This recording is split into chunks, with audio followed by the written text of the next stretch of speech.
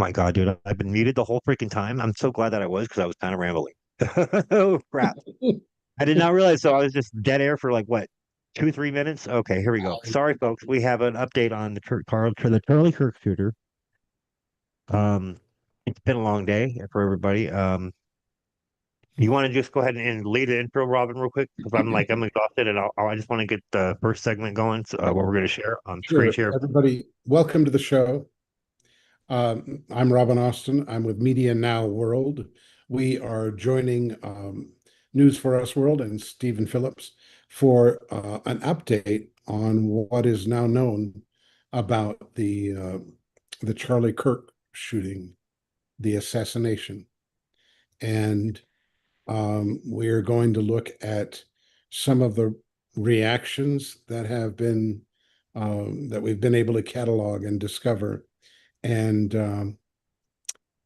think about some of the consequences and talk about some of those things, because this is something that we both believe has far-reaching implications for the future of a great many things: politics, religion, the media. We think everyone is going to be affected quite a bit more than a lot of people might be aware of, because of who Charlie Kirk was and the legacy that he leaves behind, and how many people really Brought the not con. loved him, but also those that really didn't know him, but were so Well, shocked by what right. happened that they just are reconsidering a lot of things that they had not really thought that deeply into when they were sort of spouting off about things, and they Right. realized words are weapons. and Well, they can be used, but the pen is mightier than the sword. and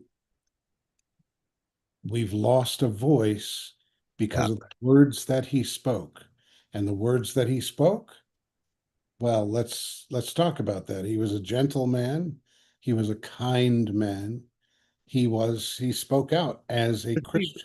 He was basically a born again Christian, if you want to categorize it. That's how it looks to me. And I'm not necessarily a religious person, but that's more or less what I'm getting from it. What do Well, you say? he was certainly a Christian, and I don't know if I would use the words born again, but yeah, I think that's probably accurate to most people's understanding. Although I hesitate to describe any Christian or anyone else using words that they themselves would not use. Right. So I'm just curious positive. because I'm not sure. I'm curious as to that one. Yeah, but we've put together a show that explores some of these things, and I think we're ready, aren't we, Stephen? We are ready. Let's get started. This is from a podcaster named Dad Saves the World. I know it's a little cheesy, but it's not ours. So, but it has a really good point, and it's some it's a real talk we all need to have after what happened, and especially after what it has been revealed, the shooter and everything else involved in that, including what is it? After the fact accomplices. Now we're hearing at least 20 of them, something like that. So yeah, we need to, but we'll get into that later. That's for tomorrow's news. But we're gonna get you started with this, and then we have a few other things to show you. All right, let's get started. Hey there, friends. And yes, fans and foes of Dad Saves America. John Papola here. And I am going to take this Friday to talk about the death of Charlie Kirk. I didn't know Charlie personally. So I'm coming to this from a slightly different place than those who know him, those who know him well, those who've been in this arena of conservative and right of center media people, who've been in the fights with him, who've had their public disagreements with him, um, and who know him and love it. I've been thinking about what I can contribute to this conversation and whether there's anything useful to say. Because by now, by the time you're watching this, a lot will have already been said. And I think that, as with the other recent horrible events it's very easy to jump to, to quick conclusions, right? To let our guts drive us.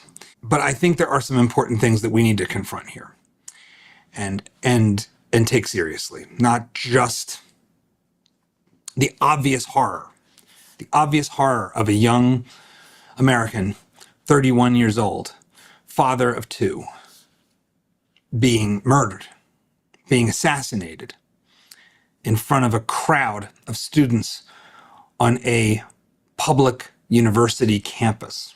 I mean, that in and of itself, a private citizen, an activist, someone engaged in debate and persuasion, not force, not violence, that this would happen in this way, in this place, I think means something. And this is what I want to talk about today. Because what Charlie did, what he built his identity around, his organization around, and ultimately his impact and his influence around, was debate. It was civil discourse. It was saying, I am going to bring my view to students on these college campuses who are being soaked in the other perspective, in the materialist, secular, anti-American, postmodern perspective, and say, hey, bring your best at me. And by and large, he engaged in good faith and engaged respectfully, playfully, boisterously, but respectfully. And even if you think he's wrong on everything, he was right on that. He was right on that. Freedom of speech, freedom of assembly, they are the basis of freedom of thought. Because how do you know what you think unless you put your ideas out there and get them challenged? This is as American an enterprise as you could have. And, we talk about this here a bunch, but it just happened to be that this all happened while I was interviewing someone for an upcoming project called The Death of Debate. And he brought with him this book, Resolved. Debate can revolutionize education and help save our democracy. This was Charlie Kirk. This is what he was doing. He was going to these students, these young people who are, in many cases, kind of a tragedy, who are suffering from the ills of our modern society, the mental health problems of our modern society, the ideological lunacy of our modern society. But he was going to them and engaging them and challenging them. And he died for that. So what are we supposed to learn from this? Well, the easy place to go, the place I certainly went first, is this is just the radical left. This is what this is. This is just the left. In a sense, that's true. In another sense, that's not true, because there's been politically motivated killings across the political spectrum, left, right, and just outright bizarre. And it only takes one psychopath to cause this to happen. It only takes one. So in a large country like ours, with a wide range of views, you're just one bullet away from this happening. One crazy person. Their motivations actually don't interest me all that much. This, I think, is where the news cycle throws us way off base here, trying to understand the motivations of broken, crazy people, as if they have something to teach us. They don't have anything to teach us other than they shine a mirror on our darkness, on our brokenness as a creature, how dark we can go and how dark it can get. That's the only lesson when you look at the psychopathy of people like this. But it is a dangerous, dangerous moment. It is incredibly frightening time. And there's a couple implications of what happens now, right? Those of us who put our voices out there into the world can't help but feel a little scared about what this means. Do we all have bullseyes on our backs? That's not a great place to be. And if you give into that, as they say, you're letting the terrorists win. You're allowing violence to lead to silence. And that, I can't do that. You shouldn't do that. Nobody should do that. That is the path to hell. That is the path to total defeat of civilization. That's what that is. If we are terrorized such that we don't defend what needs to be defended, if we stand by quietly, well, then the worst among us rise straight to the top fast. I think the only alternative is for more people to raise their voices. And I saw a tweet, and I'm not going to share any clips or videos in this video because I frankly don't want to magnify some of the psychopathy I've seen online in the aftermath of this thing, this nightmare. But one tweet I saw I thought was pretty on the mark, and that is, if you didn't like Charlie Kirk, you're really not going to like what comes next. This was a good one, and that is true. This was somebody who dealt with people with a level of respect and dignity that I think should be celebrated, considering he had the guts to put himself in these positions, in these circumstances, to subject himself to what obviously ended up being a fatal arena. Very often, the kind of personality that's willing to do that is a little more broken and a little scarier. And the history of this race of ours, the human race, is filled with people like that. Monsters, psychopathic narcissists, dark triads. But I think the part that I can't get past is the symbolism of the venue. It isn't merely a space. He was on a college campus. He was on a public university. That is a taxpayer-funded university, something that all of us are forced to subsidize. And what he was doing, and he had been at it a long time, through thick and thin, through the peaks of cancel culture and all the rest, he trailblazed this, was getting in the face of what I believe is a monstrous fifth column in our society, the modern university. These things have got to go. I can't escape that is the lesson of Charlie Kirk's demise. He actually persevered to try to bring peaceful, voluntary, civil discourse to what has become almost like a separate nation within our borders. A nation funded by all of us, but ruled by people who fundamentally don't agree with what we are as a country. Not every single one of them, but most of them. Most of them.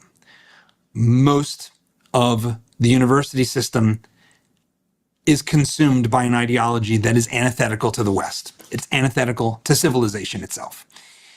And that posture, that worldview, the thing that is responsible for the death of Charlie Kirk is a simple phrase that stands on the shoulders of a mountain of monstrous philosophy. Speech is violence. That's it. That's what did it. If there's an idea that killed Charlie Kirk, it's that. Speech is violence. Speech is not violence. This is a lie. This is a scam. This is a tool of power games by radicals who despise the very core of this country. Because, of course, our First Amendment is our First Amendment.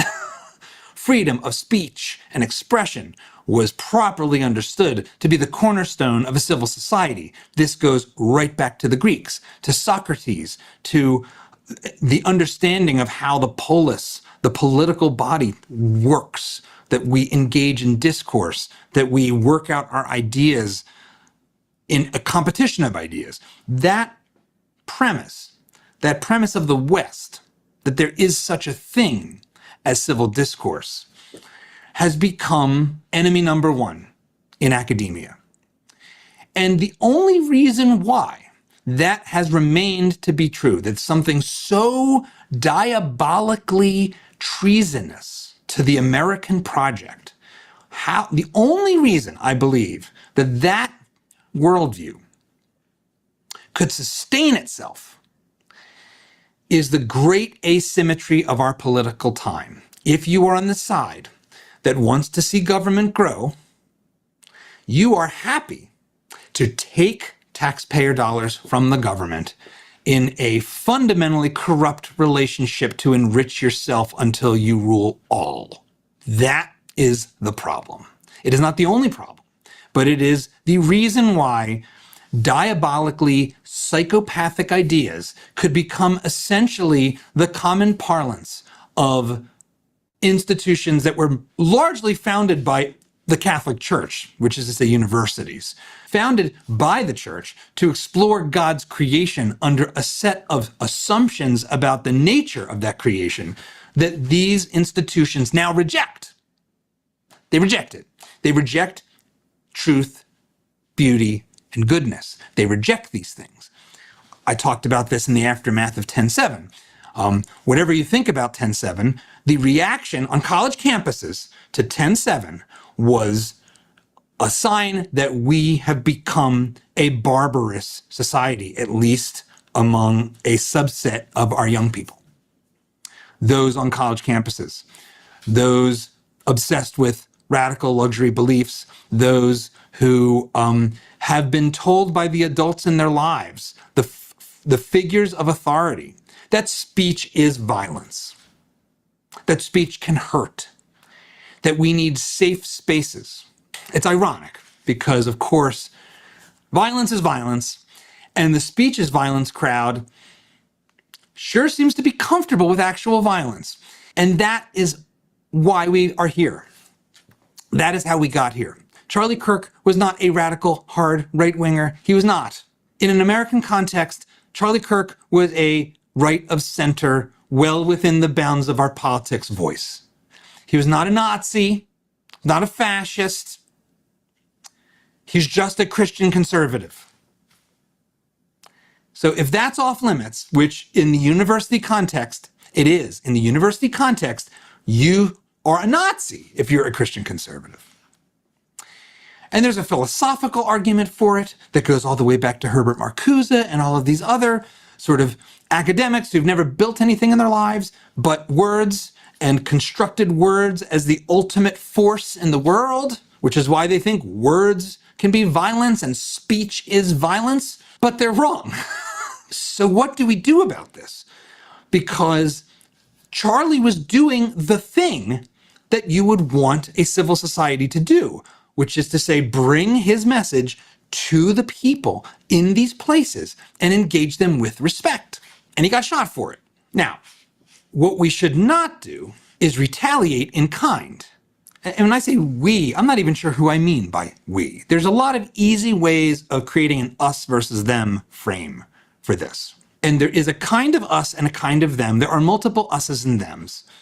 But us versus them is a path to hell. And so broad us versus them, I would like to reject. And I think we all should. But there is something we can do. Is if you agree that the philosophy of speech is violence has no place in an institution that claims to be educational, and certainly no place in an institution that gets one dime of money from the government whose founding creed includes the protection of speech, the US government, our state governments, then you have to admit that the university system needs to be stripped to the studs. It needs to be dismantled in its current form. If you are a governor in a red state like Utah, or here in Texas, or in Florida, you need to take responsibility for the fact that you are allowing your citizenry to fund a fifth column that wants to destroy the society. We've been here before. This is the weather underground, folks. This is unacceptable. I think there is confusion in this world of ours, in this movement broadly of ours, when it comes to what to do about this. And I'm not confused about it. We need to shut these institutions down or strip them of their funding and let them sink or swim on the basis of fully and solely private action, private funding. You want to run a humanities department that is 50% self-avowed Marxists and critical theorists? Have at it with your own money. You don't get a nickel. You don't get a subsidized Pell Grant dollar. You don't get a government-funded nothing. No research, no nothing. That has to happen. That is the correct course. We have to separate school from state. It won't get rid of the ideology. I don't think we can ever get rid of this ideology. This ideology is a part of our fallen nature. It is evil, and we will always have evil. It is the old ways. It is an outgrowth of the old tribal might makes right worldview. That is what this is. That is what communism is. That is what intersectionality is.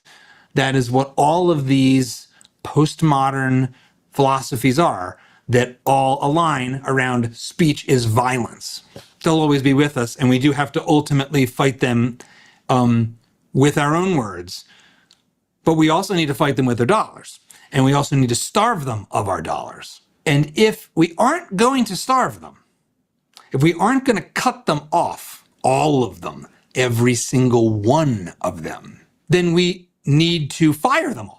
So if we're going to have a state university in the United States of America, we should fire all the teachers who think it is their job to promote the destruction of the society. That seems reasonable to me.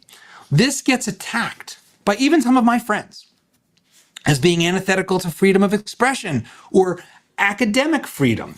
But no one has the freedom to have their job or push their opinions at other people's expense. That's not part of freedom. That is not valid. That has nothing to do with your First Amendment right as a private citizen to say whatever you want, so long as you don't incite violence. Pull all their funding and let them sink or swim on their own. We as parents, we as alumni, we have to bear responsibility for this too. One of the reasons these institutions survive in their current form, even with the vibe shift of the Trump administration and all the rest of it, is because the alumni broadly clutch their ring, their varsity ring, want to go to the football game, you name it, something that's about selfish comfort and not about taking seriously that support is supporting a fifth column in our society that wants to burn it to the ground. And that tried to in the past 5 years on multiple occasions, including this. You got to wake up. This better be a wake-up call. If a university is not a safe space for a inbound right of center person to engage in polite discourse, then that thing doesn't deserve to exist. And even without his tragic murder, the fact of the matter is these institutions have been opposed to Charlie and those like him, and those even more moderate than him, at every turn forever. And that has not relented with the 2024 vibe shift. It hasn't. And the efforts by the Trump administration to try to bear down on these institutions is being met with incredible resistance at every single turn. But this, to me, is where the action needs to be. The culture that is coming out of these places is toxic. And it is our best and brightest being destroyed by it, being warped. We've all seen the responses to Charlie's death. That is why I am here talking to you right now about this. It is not the motivations of the shooter or any of that. It is what came next immediately that has me, I want to say shocked and surprised, except that unfortunately I'm not. The videos of people walking again around campuses here in the state of Texas, asking young students what they thought of Charlie Kirk's brutal assassination, and meeting broadly a mix of either apathy or delight. That is a sign of terminal cancer for an institution and a culture. And I don't know how our society can survive if we fund the people that wish to destroy it consciously, and we turn the other way while they continue to do it. These people have everything to lose. They have set themselves up with permanent jobs trying to tear down the civilization that we live in at our expense. And they have everything on the line here. They will fight at every turn, use every means at their disposal to keep their tenured, cushy, faux radical position, indoctrinating our kids. We have to act on this. We have to. And here's the other thing about Charlie Kirk, and frankly, the whole movement that Charlie was a leader in, the movement that I am a part of, this right of center, proudly American, conservative, libertarian thing. Charlie had to raise all that money to do what he does. Charlie had to go to private individuals and was enormously effective at this, unbelievably effective, at actually raising private, voluntary, philanthropic dollars to fund what he did. He didn't just get some US aid handout or some university grant to fund some radical program paid for by the rest of us to the tune of billions. Charlie had to engage in actual civil society. Charlie was a builder of a civil society institution. And this is something that I admire about Charlie. This is something that is admirable, period, about Charlie. He did it honestly. He built something real and had to convince people it was worth participating in. And that makes Charlie fundamentally, structurally, at the most basic level, a more moral actor than any of these government-funded institutions who've cultivated a culture that despise him and me and everyone else that doesn't adopt the most radical view of reality possible. That is something that can never be forgotten. That they are not coming from a place of the higher ground. They are coming from a place that starts with extracting by force their means to propagandize us. And I think that that is often overlooked with the talk of money and politics and power. It is just a fundamentally different thing to engage people voluntarily, to get their buy-in, to be persuasive.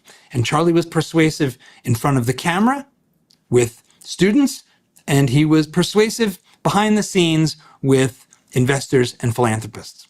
That is another source of his success that I think is admirable and worth celebrating, because that is about as American as it gets. That is de Tocqueville's democracy in America. Private individuals coming together, trying to make the country better, pooling their resources to advocate for what they see as justice. That's what Charlie was doing. And again, you can like or not like his outcomes or his worldview, but that was the game Charlie Kirk was playing, not extracting by force to tear down the current order. So what shouldn't we do? Well, one thing we shouldn't do is retaliate in kind. We don't want to aid and abet the destruction of America. America is a beautiful country.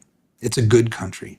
It's not a perfect country. There is no perfect anything in the world of humans, but it is a good country, and we should want to keep it. We should want to restore it. We should want to enrich it. We should want to make it a place where the future Charlie Kirks of the world don't live in fear of getting a bullet on a college campus for engaging in peaceful debate, where that feels like a memory from a dark time. Not that long ago, the 60s felt like this dark period in American history with turmoil. Well, here we are again. And I think that's the other lesson. Here we are again, and we will be here again and again, because none of this is new. And we need to help our kids understand that, actually. That we live in a fundamentally fallen and messy world. And you have to make the best of what you've got while you're here. But utopia is not on the table. It's not an option. And so how do you navigate this fallen world, this messy world, this world that often makes very little sense? How do you make sense of a senseless world? Well, for Charlie and for myself, the core of that sense making was in our faith, is for me in my faith. Freedom, liberty, the things that constitute the West, Lockean private property, the rule of law, these abstractions, they stand on top of an assertion. It is certainly a Christian assertion that we are called to love God and to love our neighbor as ourselves. Those are the two commandments of Jesus Christ. And Charlie understood this, and Charlie preached this. He was an apologist for this.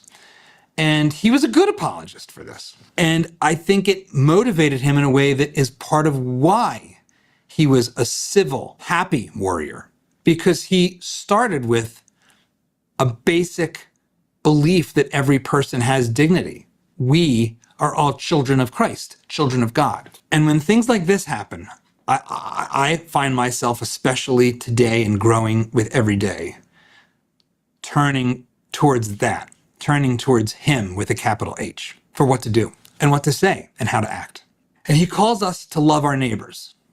He calls us to love our enemies, which is really hard. But you have to admit, even if you don't think he was the Son of God, that he walked the walk. He let them crucify him. And by them, I mean the Romans and his fellow people. And then his followers, seeing his death, and then indeed, I believe, seeing his resurrection, began something that should give all of us hope, whether you are a Christian or not.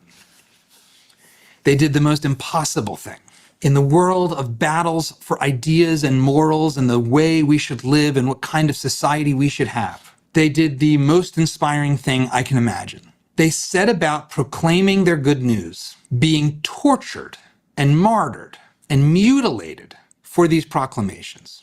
Peter, Paul, you name it, they got it. They got it bad. They did that and won in spite of it.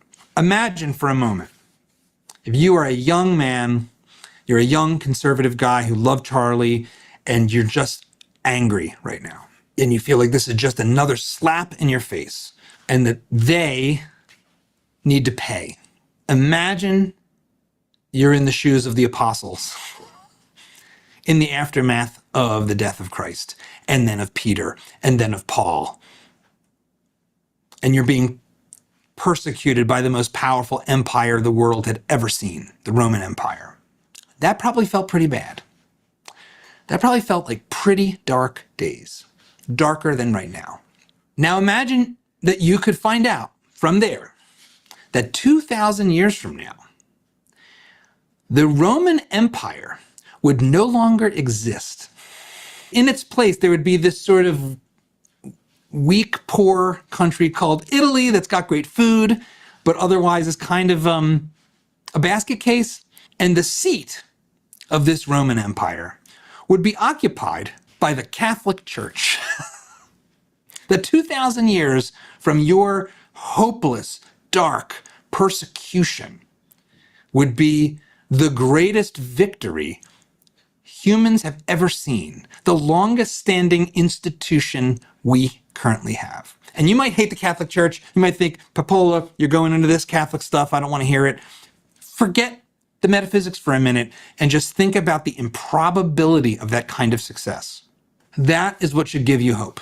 Or it is at least one source of hope. It is always a source of hope for me these days. Knowing that you can actually hold to your values in the face of death and ultimately triumph. And I think that is what Charlie understood to be his mission. And whether you agreed with all of that or not, I think that that was a great place to come from. And I'm with him on that. That is the most hopeful message I can give in dark times like this. Do not give up hope. Be not afraid. Turn to the better angel of your nature. And one other thing you can do, if you're grappling with this, if you're disturbed by it, if you're struggling with how to think about what comes next and what you can do as an individual, go outside. Look people in the eye. As I understand it, Charlie was an advocate for even Christians adopting the Jewish practice of Shabbat, which is to say, when the sun goes down today, on Friday, shut it all off and be with your family, be with your friends, be with people in person. Because one of the other forces at work here is the psychopathy of our social media age. The radicalization that's taking place whenever you open any of these feeds and screens is very real. It is very destructive. And to his credit, Charlie was out there in the real world, in person, looking people in the eye. And I think that's part of the reason why he was good at civil discourse, because he was doing something fundamentally human, engaging for real, not through this thing, not through the screen. And one of the worst tragedies that could come next is that fear of retribution, of attack, might lead us to retreat from our public spaces even more and hide behind our screens even more. I really hope that doesn't happen. I don't think that would be honoring him or helping our country. So that's all I have to say. I hope this brings you some value as you contemplate this, as you look at the dark moment we are in. And I look forward to hearing your thoughts in the comments. And I am just praying for Charlie Kirk, his family, his children, his friends and loved ones, and for our country, because this isn't the way this is supposed to go. This isn't how America is supposed to work. And if we want to save it, we need to understand what it is. And I think Charlie broadly did. Have a great weekend.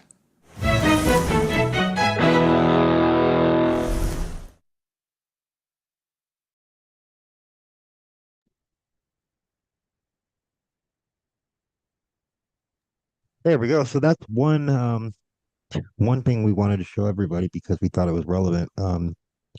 Let's talk about that for a minute before we go into the next thing. Robin? You know, I opened the the topic today by using a phrase, words are weapons. And you were a little uncomfortable with that because it is close to words are violence. Pretty much.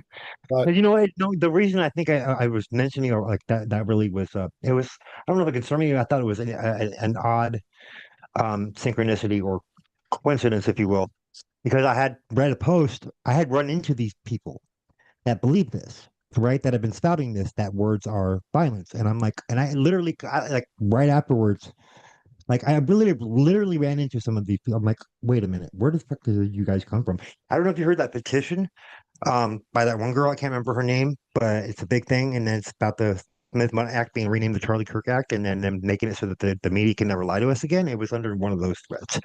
And so they referenced, they put it like this. They said, words are the sharpest weapons, is how they put it. And I was like, oh, you really believe that? Wow. And it made me really realize that there's people out there like that. I'm like, oh, I had no idea. I had no idea that was even really a thing until I really came across that and really started looking into it. And I'm like, where did that come from? Right? What did you think about that? well, I've been thinking about me using that phrase and how it's been turned into words of violence and radicalized, and then taught as a deterrent to people to allow that violence.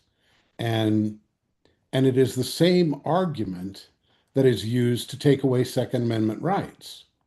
That is to say, guns kill people.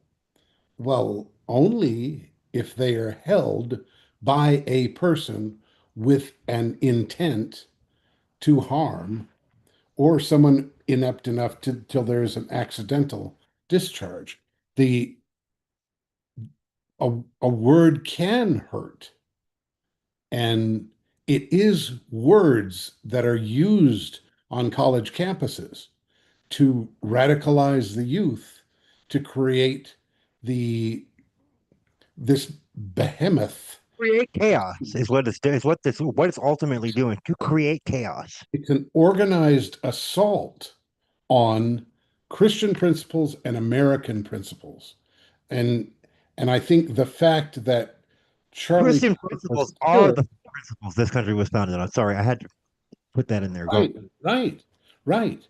And the fact that Charlie Kirk was killed for speaking what he had to say. Well, if you to those who have not followed Charlie Kirk, to those who have not listened to hours of Charlie Kirk, don't say anything about the man that is untoward or uncalled for without listening to him for a good 4 hours. Go and listen and know what you're talking about. And from now You on, want to apply comment. that rule to everybody else on the planet too, mind you. That's called common sense.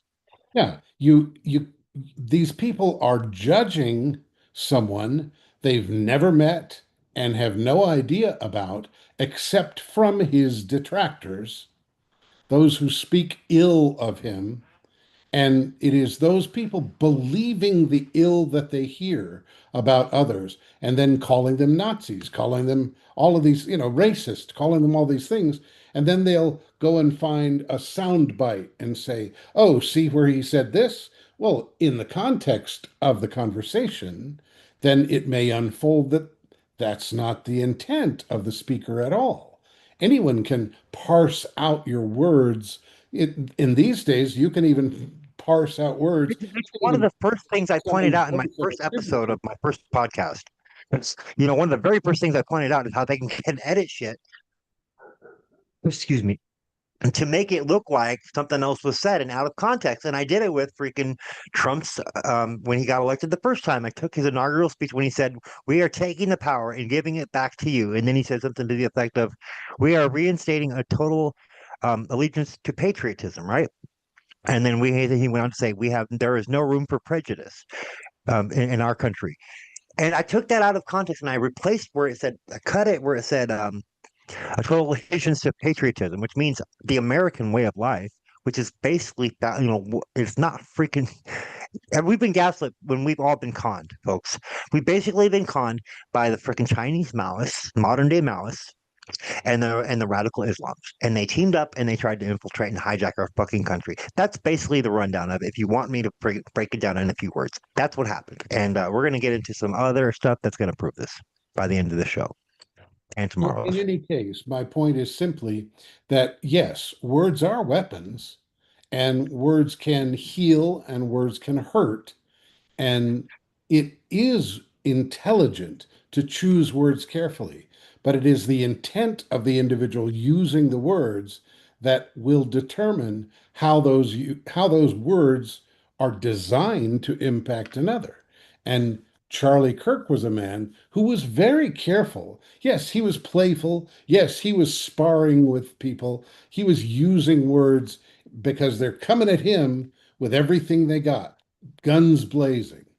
And he's coming back in a way that always respected the person, but attacked the arguments, and sometimes head on, sometimes directly, sometimes bringing out facts, sometimes bringing out scripture. But for his words to translate words are violence is not No, the same. It is there's not. no excuse for violence in any context. And No. what really pisses me off, I really want to freak, it really gets under my skin. It really sounds like some of these people that don't really realize what's going on. I'm not trying to say like, all people. I'm just saying people that have been conned by this. But we all know, we already know what's going on to do. Obviously, the facts are out there for most people to see. We're not going to freaking get into that until a little bit later. But dang, forgot the point I was trying to make. Well, I think the facts are out there, but the media has been manipulated, just like the schools have been manipulated, to only promote a particular agenda and a particular point of view, and Yeah. it undermines everything that America was built on, Oh, I because remember. that is what is most profitable for those that are doing it. And so that's I think you're probably going in that direction. I was gonna make a comment about like, like, okay, so here's what, I'm from Gen X. I always identified as Gen X, even though I'm technically millennial, 83, right? That's my real date of birth, in case anybody's wondering. I just let it out on the air. I don't really care. But anyways, so basically, the current millennials and Gen Zers that have been misled by this con, okay, they have been gaslit into freaking believing that words are violence, and then we have this freaking radical freaking what seems to be like Maoist communism and radical Islam. Basically, it seems like they team up. That's what I think is going on here to some extent. I'm not making any statements. I'm saying my beliefs, my opinions. But that's the synopsis of it, in my opinion. There's a lot of context to that we have to still get into yet to make that case in the show. Well, I was But around in they the wouldn't. I'm just. Point I want. Oh, I remember the point I wanted to make was okay. If you do you really know what a fascist actually is? One, because if you really look at fascism and go back to what Nazis and Hitler Germany actually were, and you look at what they did to Jews, you cannot, in the same breath, make the argument that we are in fact racist. Because I have Jewish friends, I have people that I respect on this platform. Brian Asko, very much one of them. You know, um, and I think the younger generation needs to understand that they don't have the whole freaking picture. They don't understand that the right wingers are not the MAGAs. They are the globalist fucking neocons. We learned this in 9/11. So those of you that weren't born yet, it's not your fault. But those of us that were, we dropped the ball. Okay, we dropped the freaking ball. We learned one thing: it was the globalist neocons and the globalist neo-libs. All right, and then they freaking flipped it on us and made the younger generations all think that, oh, we're the freaking we're the ones that are the radicals. Are you fucking kidding me? We were the freaking Democrats in the freaking 90s. So make that make sense. hey, You don't know what you're fucking talking about. You don't know what the fuck you're talking about, kids. Shut the fuck up and listen. well, I mean, that's like I started to say, I was around in the 60s, and I remember the uproar on the college campuses in those days. And it was all about the government going to war and people trying to stop it in those days. And there was a movement that swept through society along with the use of psychedelic substances, and it formed a hippie movement that was turn on, tune in, drop out. But it was also an anti-war movement. And one of the strangest things I remember is that we would be marching in an anti-war protest, and these were all over the place, and they would be massive. And all of a sudden, I would hear Mao, Mao, Mao Zedong, Mao, Mao, Mao Zedong, people trying to get this chant started that I thought, what the hell are they doing? That has nothing to do with ending war, bringing about peace. I'm not looking to change the country into communism, but they were. And they were agitators that were sent in to corrupt what was going on, which was people honestly going for a peaceful society. We had euphoria and dancing in our minds, and we had paradise dancing in our hearts, and we were hoping to bring about a paradise on earth. That was really what we were after. And to watch how it was being corrupted then, it so this has been going on as long as time has existed. What he said is absolutely accurate, and it's nothing new, but I want people to understand that what has happened is that it has become very much institutionalized in the universities of today, and that Yes, is why they have become a place that it is dangerous for someone that doesn't toe the party line to go and speak at a university. thank you. Thank you. You said it beautifully. And the point I was trying to make earlier is considering what we know historically of actual Nazis and actual Holocaust victims. And actual communists under Mao or Yes, under Stalin. exactly. So yeah, but my point is, you cannot make the same argument in the same breath that we're Nazis and then we are still friends with Jews. That doesn't make fucking sense, you fucking morons. That's so irresponsible and so freaking ignorant. So we need to give you guys a little education, okay? This is your lesson, so to speak. This is what you really need to learn because you didn't get the truth. We dropped the ball. Our generation's dropped the ball. If you're believing that the right wing are Nazis, then you have been deceived. And that is the plain and simple one word, one sentence that is the perfectly clear to anyone that really knows what the reality of those things are, what the Absolutely. reality of fascists, what the reality of Nazis, what the reality of communism is. We know that these words are being used in a way that is designed to provoke a response, but it has nothing to do with the actual meaning of those words. The historical meaning throughout history has been changed to make it, oh, those are the people you're supposed to not like. Those are the people you're supposed to put down. Those are the people it's okay to kill because they're the Nazis. That was the idea of the Nazis. That's the idea of the communists. There's always someone that it's okay to kill because they're Hold on, not. hold on, hold on, real quick. I have to make this point. That's what you guys did. That's what your side radicalized and went and did. That makes you, in fact, the actual fascist. But you're not technically fascist yet. You're actually more akin to Maoist communists right now. But that'll eventually leads to actual fascism, folks. And well, first socialism, then fascism. Right. Get The your whole facts idea of straight. cancel culture, destroy someone's life because you don't agree with what they say. Well, that became destroy someone's life Yes, because it you did. don't agree with In what they say. fucking America, mind you. Like, I'm I've really never ashamed of threatened how anyone's far we've life. fallen.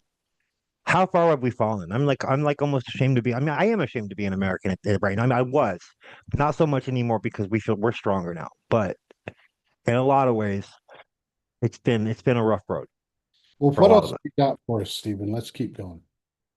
I got some good stuff. Here we go. This is a post on X that I requoted, and it makes a really good point. This is very much how many of us feel right now, and this is something that everybody that you all need to understand. Okay, so we got here we go. So I'm going to read this aloud. This is my part of the post. Democrat Party. When we say you have no idea what's coming, this is what we mean. Read it or not, it's on you.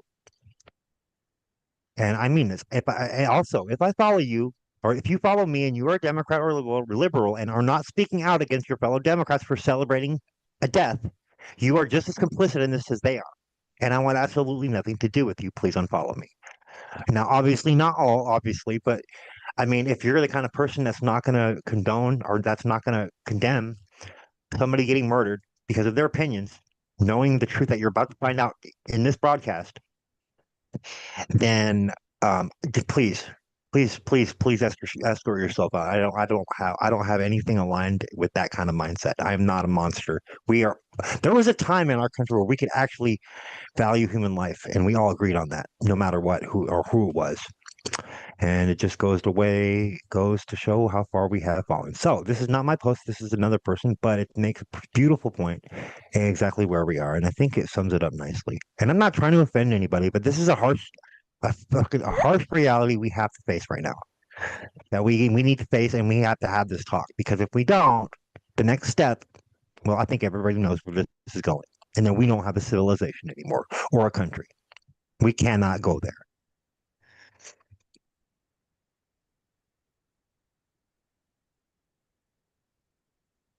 Sorry, everybody, I'm rambling, but I'm very, very angry tonight. And righteously, so I feel very, very justified in my rage. And I've said this before many times.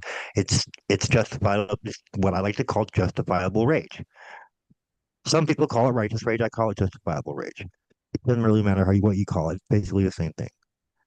Here we go.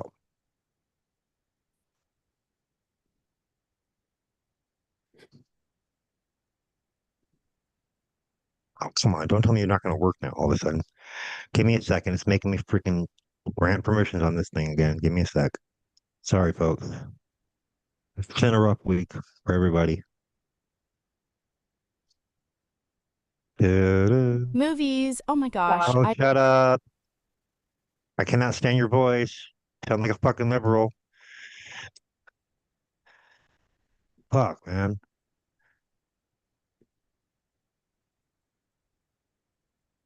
I'm not doing that to diss anybody. I'm just like sick and tired of the fucking accusations, okay?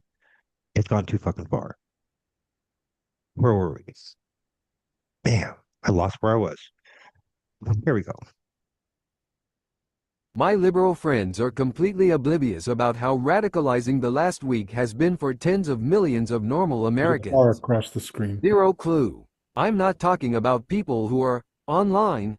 I mean regular, everyday Americans. Normies. People who scroll through Facebook posts and Instagram reels from the Dutch Bros drive-through line. Political moderates who have water cooler chats about Mahomes touchdowns and Bon Jovi concerts, not Twitter threads or Rachel Maddow monologues. Millions of them, tens of millions. They're logging on, they're engaging, and they're furious. And I'll be candid. They blame you guys. They blame the left. Regardless of whether you believe it to be justified, they think you're the bad guys here. And they are reacting accordingly. I can already hear some of you racing toward the comments to start screeching in moral indignation. So I'm going to be blunt. Shut up and listen to what I'm telling you. Your movement will lose any semblance of relevance if you don't develop some small measure of self-awareness. And, absent someone force-feeding you bitter medicine, you guys collectively lack the humility to do this on your own. Here are the facts. Fact 1. Tens of millions of Americans started the week seeing a 23-year-old blonde woman. A young woman in whom virtually every parent watching pictured their own daughter, stabbed in the neck by a career criminal. These people then found out the murderer had been released from jail 14 times over. Fact 2. 2 days later, tens of millions of Americans watched a video of Charlie Kirk get murdered speaking to college students. Millions of these people knew who Charlie was. Millions of them didn't. Upon seeing the video, however, these normal Americans from across the land and across the political spectrum agreed that he was the victim of a terrible, fundamentally unjustifiable crime. And their hearts broke in sympathy for his family. Good people who had never even heard the name Charlie Kirk before wept. Fact 3. Immediately after seeing the footage of a peaceful young man get shot in the neck, these same people logged onto Facebook and Instagram. Remember, we are talking about regular Americans, not perpetually online Twitter or Blue Sky users, and saw some of their local nurses, school teachers, college administrators, and retail workers celebrating this horrific crime. Not just defending it, but cheering it. These are all facts. You may not like the implications of these facts, and we can certainly debate the underlying causes thereof, but, indisputably, they are nevertheless factual statements. Here's what it means for you, the Democrats reading this. These normal, middle-of-the-road, non-political citizens just become politically active. They realize that politics cares about them, even if they don't particularly care about politics. After watching Irina Zarutska and Charlie Kirk both bleed out from the neck, they think their lives and the physical safety of their families, the bedrock of human society, the foundation of Maslow's hierarchy of needs, depend on political activation, whether they desire it or not. These people are now sprinting, not jogging, not walking, but racing, to the right. Because they blame you guys for everything that just happened. When they see footage of DeCarlos Brown stabbing a Ukrainian refugee to death, they don't see just one demon-possessed man. They picture every university administrator, HR bureaucrat, and day apparatchik that ever lectured them about systemic racism, the carceral state, or the need to release violent crime suspects without bail in the name of social justice. They then think back to conversations they've had with their cop friends, their buddy from high school who quit the force after getting tired of being called a racist, their friend at the local YMCA who vents about having to release career criminals because Soros-funded prosecutors aren't willing to file charges, and they realize everything the left has told them over the last 5 years has been utter bullshit. And they blame you, because, even if you count yourself as a moderate Democrat, your party supported the district attorneys, city council members, and mayors that let fictitious concerns about mental health and racial justice supersede very real concerns for their families' safety. When these Americans see blood erupt from the side of Charlie Kirk's neck, they don't see just a martyred political activist. They think of every extreme leftist they've ever met who, 1. calls anyone to the right of Hillary Clinton a fascist and, 2. constantly jokes about punching Nazis and bashing the fash. They realize that there really do exist people who wish to see them dead for their moderately conservative political beliefs, their Christian faith, and even the color of their skin. They ask themselves if the violence visited upon Charlie might one day show up on their own doorstep. And they blame you, because, even if you're just a center-of-the-road liberal, you lack the courage to police your own ranks. You let modern-day Maoist Red Guards run loose across every facet of society, and what started with social media struggle sessions has now turned to 3006 bullet holes. When these Americans log onto social media and see their neighbors justifying, celebrating, glorifying murder, they realize that some who walk among them are soulless ghouls at best, literally demon-possessed at worst. These people, whether they faithfully attend church every Sunday or only attend with relatives once a year, on Christmas Eve, start talking about things like spiritual warfare. They implicitly understand that no normal human casually celebrates the mortal demise of a peaceful person.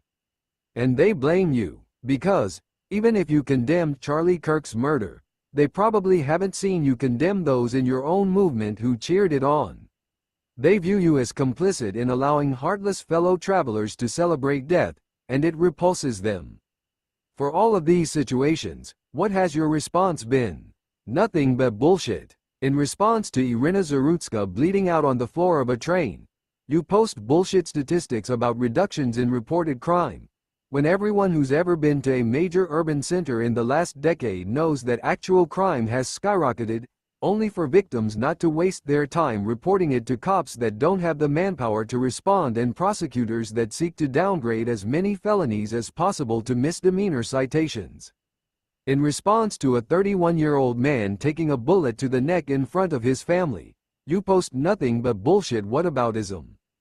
Greater than, what about January 6th? Honest answer. After you let Liz Cheney spend 2 years operating a star chamber in the House, combined with countless other failed attempts at lawfare against Trump, no one cares anymore. Greater than, what about Mike Lee making a dumb joke on Twitter about some guy in a mask in Minnesota? No one outside of Utah, D.C., or Twitter knows who Mike Lee even is. Greater than, what about Paul Pelosi? That's not comparable to Charlie Kirk getting shot, and we all know it. And, again, Paul who? Greater than, what about regulations on assault rifles? That's not going to get you very far when one of these killers used a knife and the other one used a common hunting rifle. In response to teachers, healthcare workers, and thousands of other liberals cheering on Charlie's murder, it's nothing but more bullshit and misdirection. Greater than, it's not that many people celebrating. Yes, it is. Everyone has seen it on their Facebook and Instagram feeds. Greater than, I thought you guys didn't support cancel culture. We don't cancel people over their opinions. We're more than happy to see people lose their jobs, especially their taxpayer-funded jobs, for actively cheering on murder, though. If you can't see the difference, that's your own shortcoming. All bullshit, not even smart bullshit, but stale, mid-grade, low IQ bullshit. Ordinary Americans see right through it, and they don't like how it smells. You probably don't like hearing this, but you need to hear it. Because I'm right, and, as you reflect on this, you know I'm right. The ranks of my political movement gained millions of righteously angry new members this week. We have a mandate to ensure these crimes never happen again, and that's exactly what we are now going to do. If you want to keep a seat at the table as we do so, you'd better clean house and start policing your own.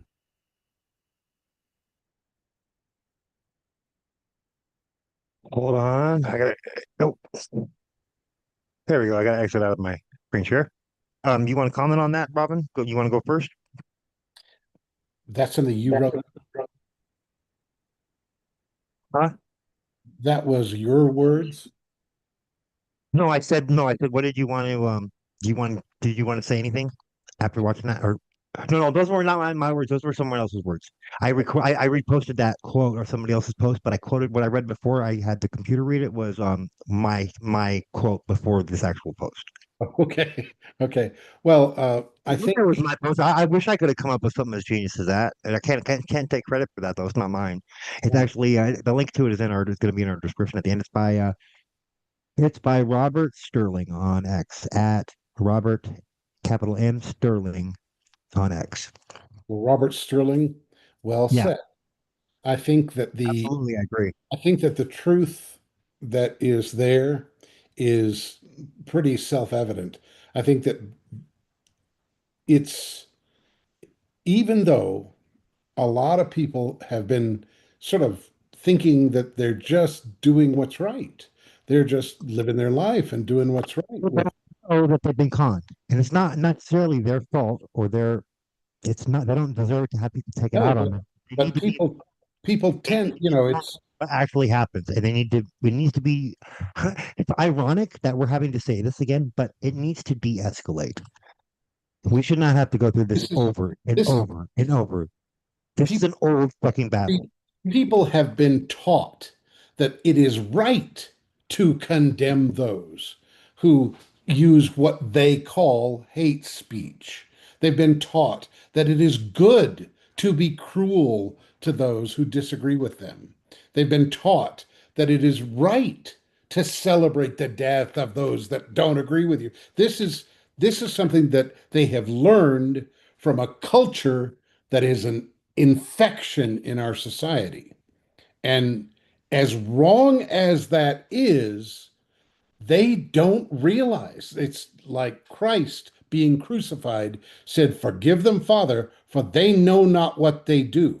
I think we have a situation where our society has been so conditioned by the constant barrage of horrifying lies coming through the media that is bought and paid for by people with an agenda to undermine America, that they really don't know how horrible their thinking has become to the point where they can look at another human being and celebrate when they should be heartbroken thinking about this is another human being and heartbroken thinking about this person as a family they left behind and heartbroken thinking about how did we get here and what role did my words and the way that I express myself play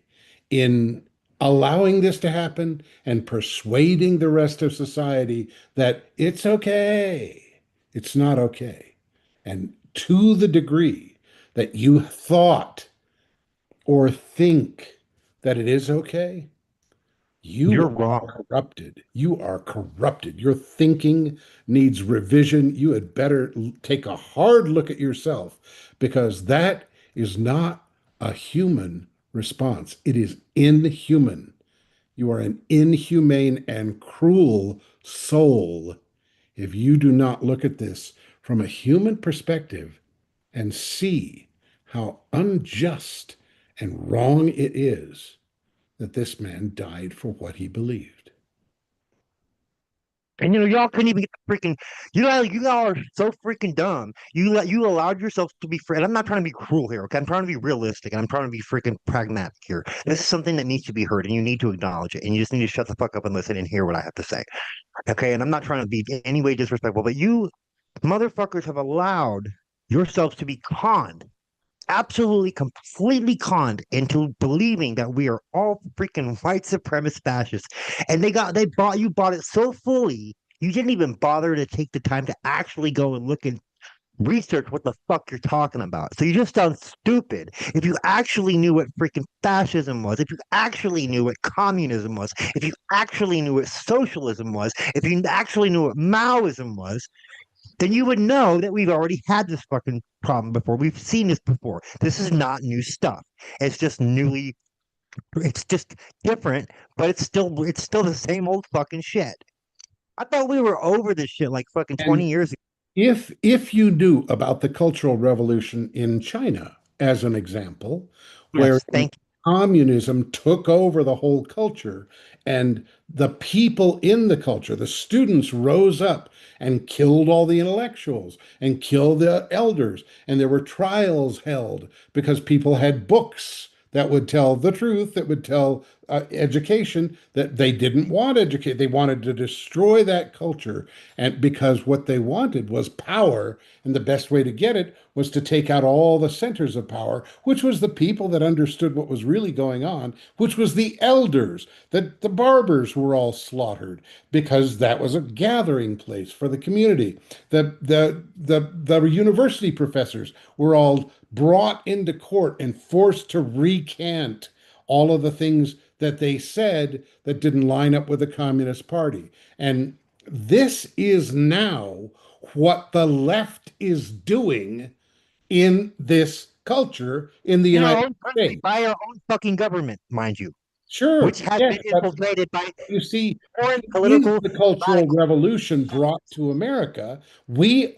Our society is now suppressing those that don't agree with the leftist agenda. The leftist agenda most dramatically resembles communism and fascism, but they're told, those guys over there, the fascists, to get them to act out fascism. And that's what's Yes. really going on.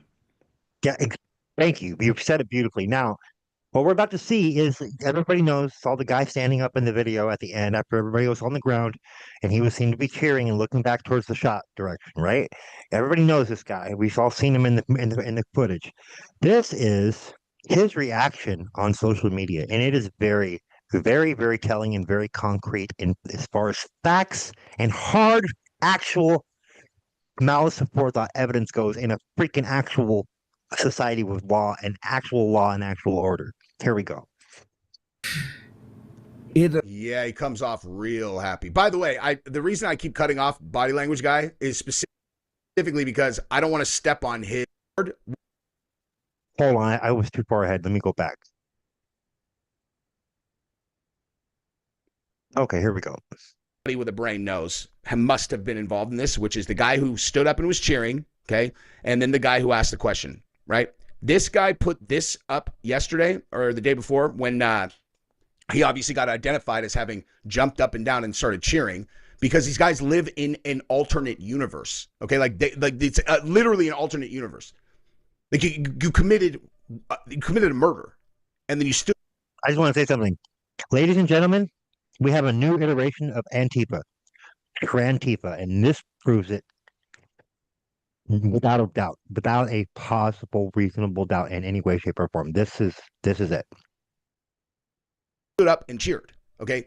And here's him trying to explain himself. And if you know what you're looking at, it's unbelievable how much information he betrays just from speaking at all, as you'll see in a second. Watch this.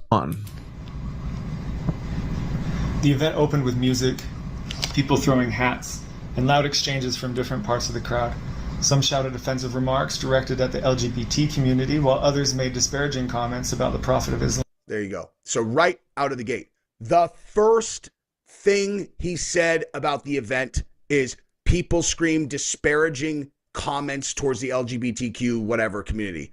Okay, first of all, I highly doubt that that's true.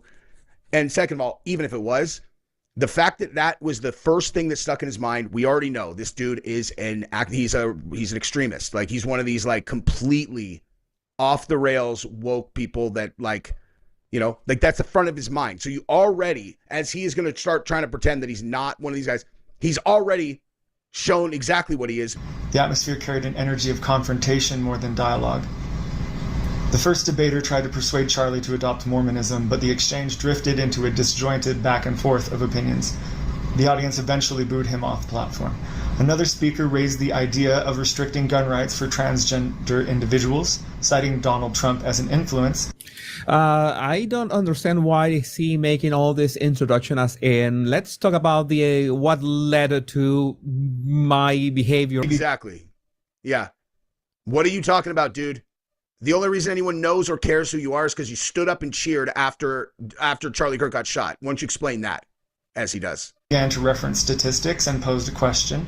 Charlie's response turned to the subject of gang violence as a part of the mass shooting statistics.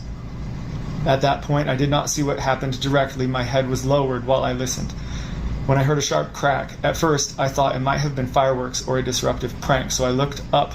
Oh, wait a second. Like, this guy honestly thinks, like, these guys like wrote this out and thought that this was going to be some kind of shield from prosecution or something. It's like, here, just let me explain myself, okay? Like, there were people there that were screaming negative things towards the transgender community. Also, there were specific questions asked about transgender rights as it relates to guns, so on, so forth, etc.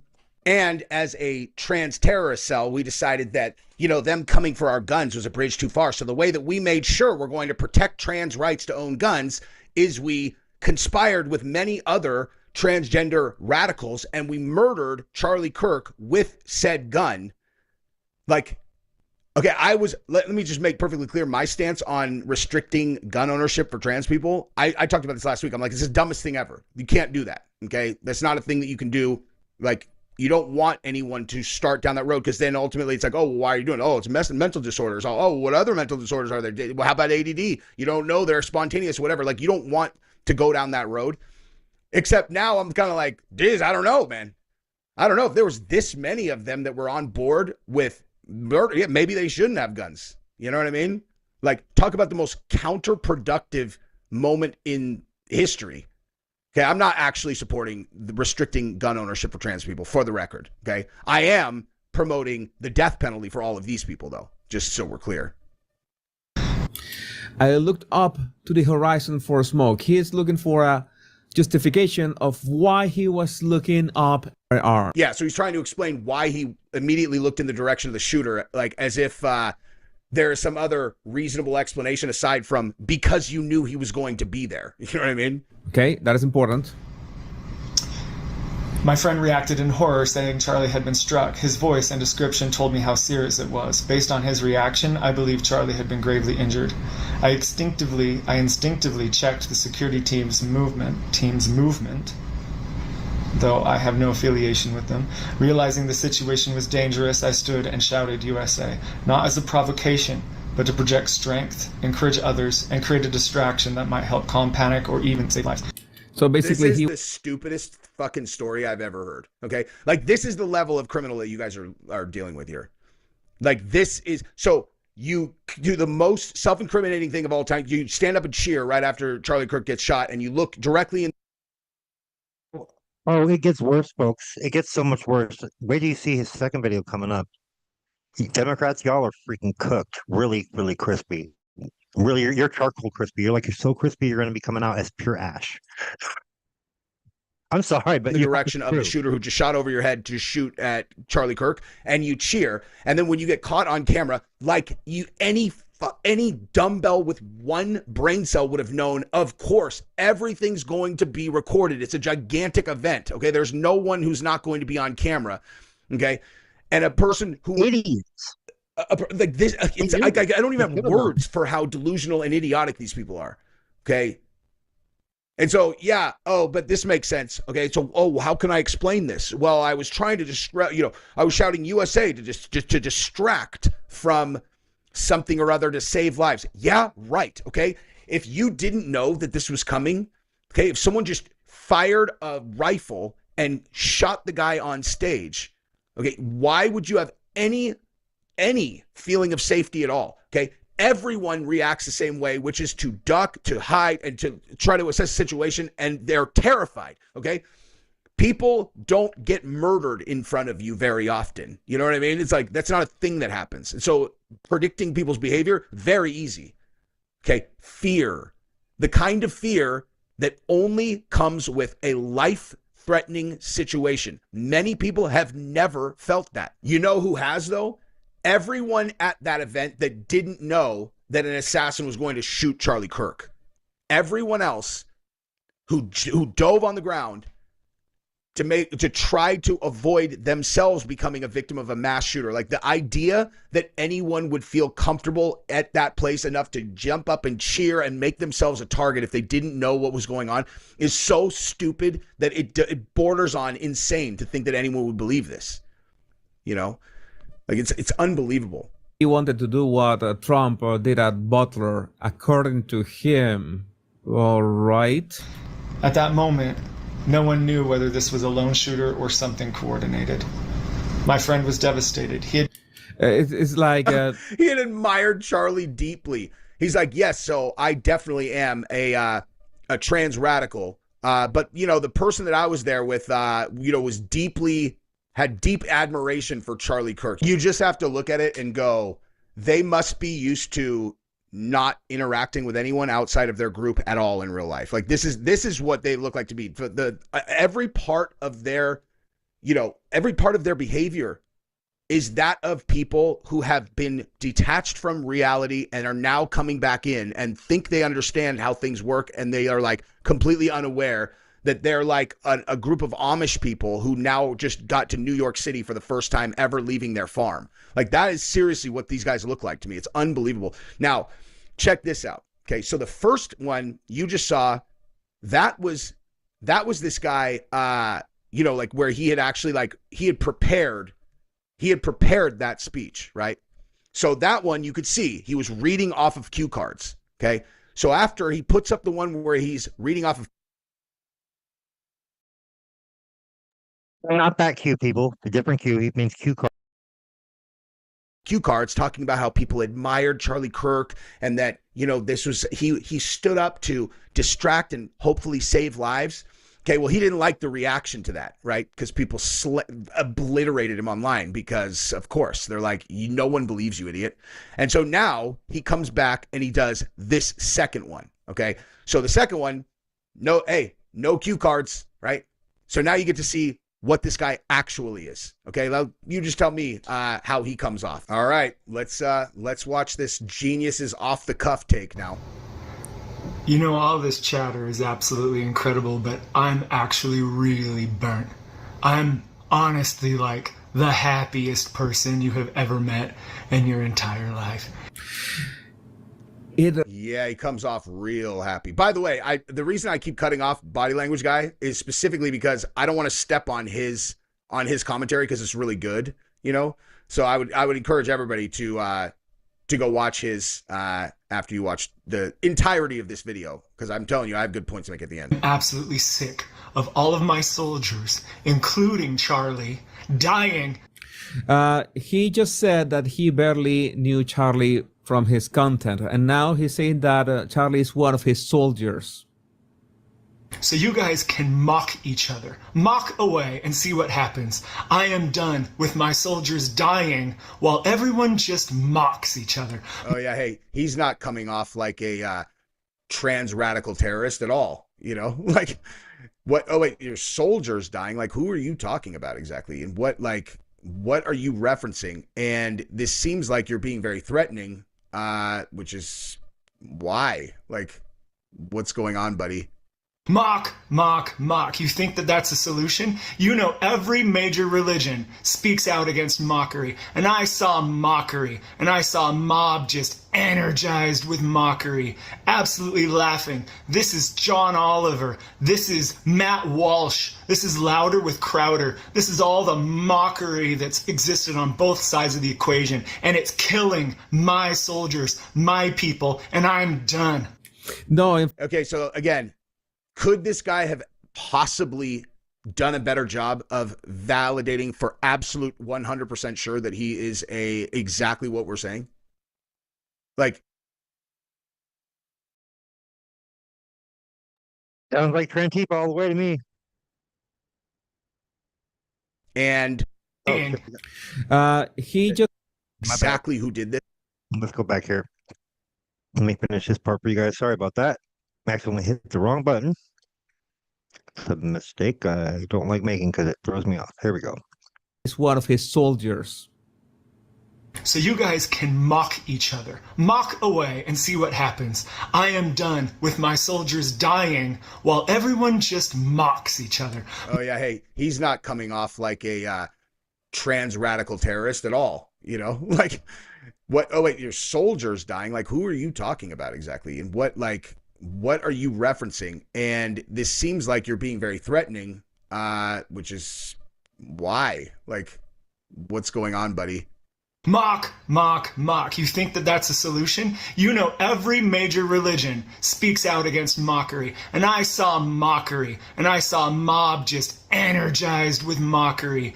Absolutely laughing. This is John Oliver. This is Matt Walsh. This is Louder with Crowder. This is all the mockery that's existed on both sides of the equation. And it's killing my soldiers, my people. And I'm done.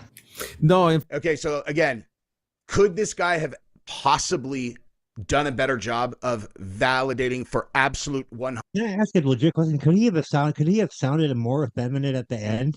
I'm done. I'm sorry, but that's pathetic. If you're gonna get me to believe that that's a freaking radical freaking right winger, that just doesn't add up. 100% sure that he is exactly what we're saying? Like, do you have any questions about this guy anymore? I mean, I don't know about you guys, but at this point, I'm willing to bet the vast majority of my net worth that these guys are involved. Okay. And, or that he was involved, right? Let's see how you feel about the guy who asked Charlie the question about trans violence right before. All right, let's get into the good stuff now. Shall we? Robin? What say you? Yes, yes. All right, here we go. Let me get this. There's a couple ones we have. Oh, this is right. I didn't even start. We're gonna start with this one. Dead. And fuck the Democrat Party. About how The Democrat Party is better than any of us, right? Okay, so this is like a Gen Z a Christian, okay?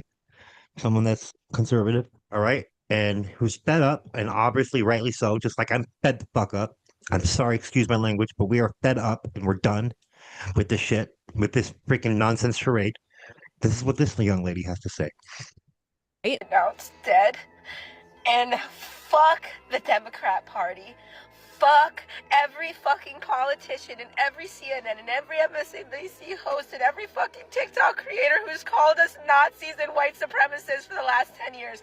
Fuck you guys, because this is your fucking fault. Alright? It's like I'm so tired of being gaslit and told that the Republican Party is the party of extremists when they do shit like this. Yep. Shit like this. Oh, but it was probably a Republican. Oh, well, he was like pro 2A and the blah. It's like, fuck you. I'm so angry. I'm so sad and heartbroken for his wife and his children and his family. It doesn't just feel like an attack on Charlie Kirk, but on all of us, on Republicans. You know, we've been so alienated and ostracized for the last 10 years. Anybody, you guys, you share stuff about politics, and I'm sure that you've had family, somebody random, some random stranger say something mean, incite violence, threaten you. This is not something that is an isolated case. This is a problem within our country. It is an attack. Our family values have been under attack. Christians are under attack. And the other point she brought up is that they have been calling conservatives Nazis and white supremacists, yet they're the ones who have been killing. And they're trying to claim themselves to be the victims. It's like they're pushing and pushing and pushing and hoping, just praying, not praying because they don't do that, but just wishing for some type of reaction. So then they could say, oh, poor us, poor LGBTQ people. We're under attack. We lost our rights. We're so afraid. Afraid of what? The only thing you guys should be afraid of is yourselves, not you. You're nice. I cannot in good faith align myself with you guys anymore. I once had a headache. You'll be all right. Because you don't agree with him politically? Whoever did that shit, I hope they throw the whole fucking book at you. The whole fucking book at you. While I did not agree with his views When you put violence in the fucking middle of the equation, all this shit goes out the window. Everything that you stand for goes out the fucking window. Who's next? Candace Owens? Take that shit as a warning. Stop doing the fucking public panels, bro. Stop doing all that. Oh. No, I mean, okay, so first of all, we have people here saying, so many people, hundreds, thousands of people saying, I didn't agree with Charlie Kirk, but this should have never happened. Okay, so slowly you're getting people to stop agreeing with this terrorist organization. But now this guy is saying, don't go out in public. Don't do these public debates anymore. And then Ben Shapiro just recently said that there was a rumor that people were saying that he's not going to be going to do to universities anymore to do debates or whatever he was going to do. And he said, that's a lie. I'm still going to do that. That is what those terrorists want. They want us to be afraid. They want to push us into our houses so that we never feel safe to even leave. We see that. They want crime in DC. They're protesting in favor of crime in DC. They scream, free DC. What does that mean? Trump already freed DC. DC is safe because of Trump. So if they're protesting against anything, it's because they want crime. They want deranged homeless people out on the streets. And so for people to say, okay, no, let's just hide in our houses now. Let's not talk about this anymore. All right, I'm going to go back. There's another couple segments we're going to watch here from this particular video, but it's earlier, and so I've got it queued up. There's another good one. Yeah, I've been seeing posts saying that all this did was create many more Charlie Kirks. And the thing is that man was incredibly hard to come by because nowadays it is very easy for anybody to buy a microphone and begin talking and begin preaching about how we should. This Worst thing for your life to be in a party like this. Why would anybody stay? This whole Charlie Kirk thing. You know, I'm a left-leaning moderate, but the left has done a really great job of pushing us all over to the right the past year. And I'm so sad because what Charlie Kirk brought to the table was conversation and debate, and that's why I liked him. I didn't always agree with him, but damn, we need more conversation and we need more debate. And all I can hope is that all of these kids that showed up on these college campuses to debate him or to agree with him or whatever,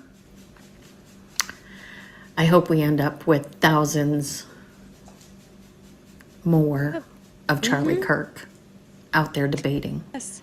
Yeah, I've been seeing posts saying that all this did was create many more Charlie Kirks. And the thing is that man was incredibly hard to come by because nowadays it is very easy for anybody to buy a microphone and begin talking and begin preaching about how we should live our lives correctly. However, he's a guy who actually did it. He didn't mock people. He wasn't mean to people. He wasn't a bully. He was nice. He was genuinely a good person. And so I don't understand how anybody could be left in the Democrat Party. Here's the next one.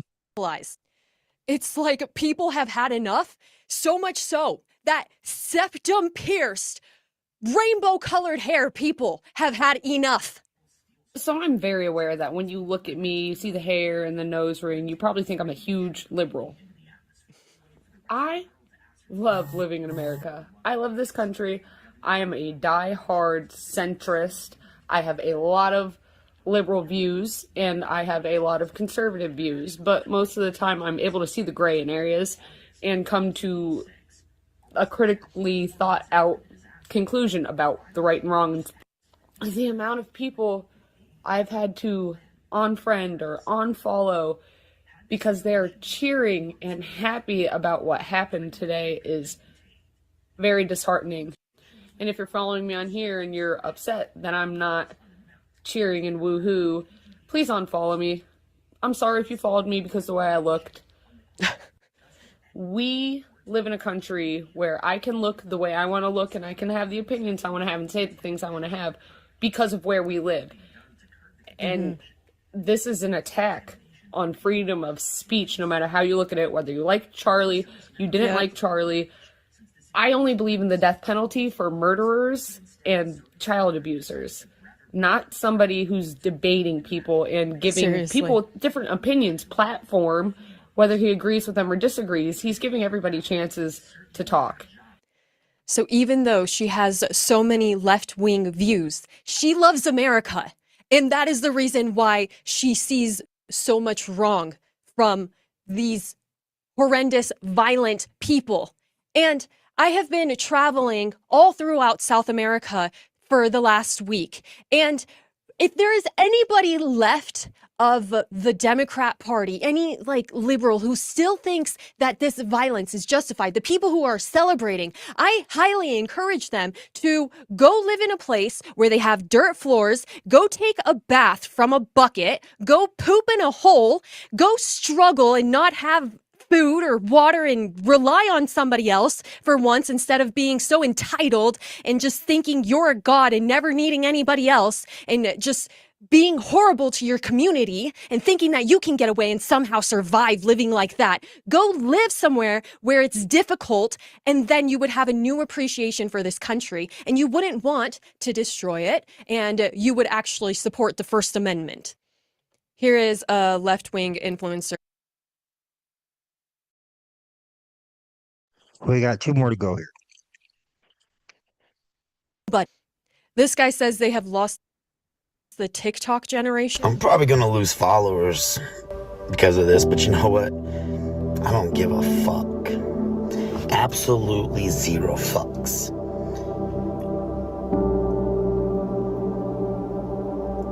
The fact that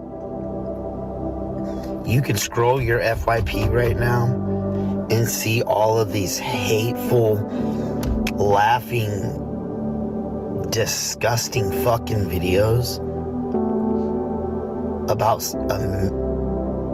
a human life getting taken in front of thousands of people that was a father, a husband,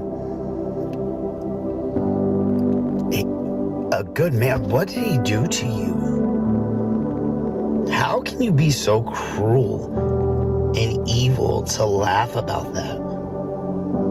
Like, what if it was your father? Would you be laughing all over because he had different fucking beliefs? Different fucking beliefs. What if all of us fucking just started to take out you fucking weird fucks because we think different? You guys are fucking disgusting. Pure fucking disgusting evil. And I don't care if you unfollow me because you don't agree with what I say. I don't give a fuck. I mean, the amount of positivity that he got on probably the most liberal, I think, just from what I've seen of all these crazy people. Usually they post their videos on TikTok. And yet on this app, all of the positive responses, people praying for Charlie. I'm so mad right now. I was just sitting down to do my makeup and I get the news about Charlie Kirk. What the actual fuck? Liberals, this is your this is your party. This is your party. This is what you do. This is what you do. Jasmine Crockett, AOC, what are you doing? Chuck Schumer, like, what are you doing about this right now? Yous are the party. Yous are the Democrat Party. Mandami, what are you doing? Are you doing anything about this right now? No, of course. They encourage it, and I would not be surprised if somehow they are profiting financially from this. Ugh. This is what I'm talking about.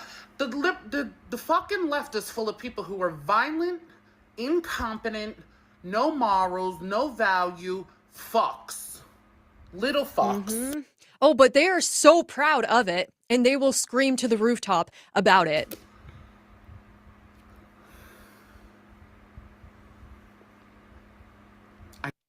Guys, I mean, we have this guy who is telling us that he just sat down to do his makeup and he's wearing his nails and he's talking like this to us and he's talking about how deranged the left is. I mean, I think he knows better than any of us, right? Now it's dead. And fuck. I think that's worth another watch. That was a really good one. One more, and then we're going to talk about it, and then we're going to wrap this up because I'm exhausted. I'm literally exhausted. I didn't sleep. Been fucking crying the last 3 freaking days, which I don't normally freaking do, by the way. At least never in public. Hell, I hardly do it at all. I mean, shit, it become so numb over the years. So now you maybe all know how just about how a lot of us really fucking feel and what was really going on. The Democrat Party. Fuck every fucking politician and every CNN and every MSNBC host and every fucking TikTok creator who's called us Nazis and white supremacists for the last 10 years. Fuck you guys, because this is your fucking fault. Alright? It's like I'm so tired of being gaslit and told that the Republican Party is the party of extremists when they do shit like this. Yep. Shit like this. Oh, but it was probably a Republican. Oh, well, he was like pro 2A and the blah. It's like, fuck you. I'm so angry. I'm so sad and heartbroken for his wife and his children and his family. It doesn't just feel like an attack on Charlie Kirk, but on all of us, on Republicans.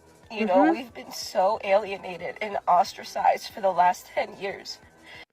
Anybody, you guys, you share stuff about politics, and I'm sure that you've had family, somebody random, some random stranger say something mean, incite violence, threaten you. This is not something that is an isolated case. This is a problem within our country. It is an attack. Our family values have been under attack. Christians are under attack. And the other point she brought up is that they have been calling conservatives Nazis and white supremacists, yet they're the ones who have been killing. And they're trying to claim themselves to be the victims. It's like they're pushing and pushing and pushing. I got one more video that I forgot about that I want to play. I don't know, dude, if I pay enough time to it. It's pretty late. It's about like freaking probably 24, maybe 30 minutes long. What do you think? You think we should wrap it up, or you want to play this last video? I think you should go for it because this is such an important and significant. So this one is one of the most. That no, I agree.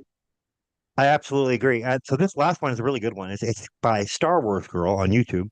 And she's a person that talks about basically pretty much canon Star Wars and old Star Wars and early 2000 Star Wars and stuff. And it's like so. But this is really surprising because we did not even expect this kind of content creator to come out and start speaking politics. Yet they did because of how disgusted they actually were by what happened. So let me get it up here on the screen real quick, and then we'll play it. It's there. Oh, here we go. Star Wars Girl. Shout out to Star Wars Girl. We all love a good Star Wars science fiction. Some of it's Star Trek as well. So let's see. Where is it? It's right. Okay, here we go. Oh no, it's not even that long. It's about 15 minutes long. So that's even better. It's a good summary on this. So let me rewind this, and I'll share my screen, and then we'll wrap it up with the last video. Here we go.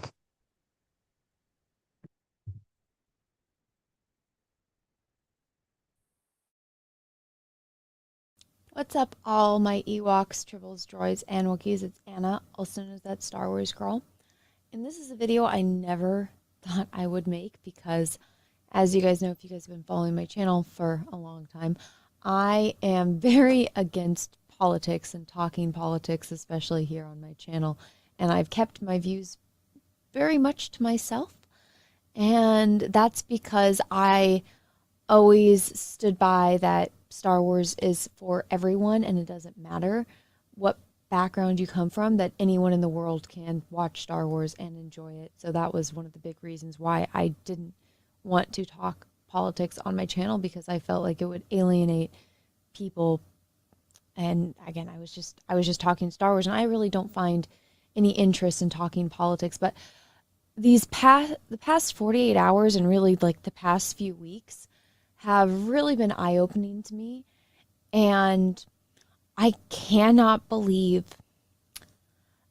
the amount of people that I've seen celebrating murder, celebrating the assassination of another human being.